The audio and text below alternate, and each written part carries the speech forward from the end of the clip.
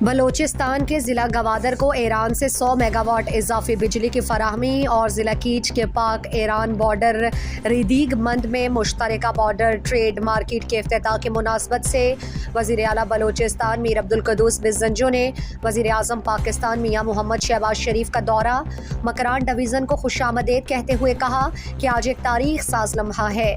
پاکستان اور ایران اپنے عوام کے روزگار اور ان کے خوشحالی کے لیے ایک دوسرے کے ساتھ کندھے سے کندھا ملا کر کھڑے ہیں۔ ایران ہمارا برادر ہمسایہ اسلامی ملک ہے جس کے ساتھ ہمارے تاریخی، ثقافتی، مذہبی، تجارتی اور سفارتی رشتے ہیں۔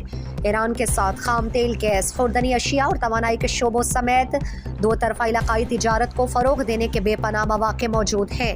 اس منصوبے کے باقاعدہ افتتاح کے لیے آج دونوں ملکوں کی قیادت یہاں موجود ہے۔ پاک ایران سرحد ایک تاریخی تجارتی کوریڈور ہے جو نہ صرف دکانوں، ممالک بلکہ پورے خطے میں منفرد اہمیت کا حامل ہے۔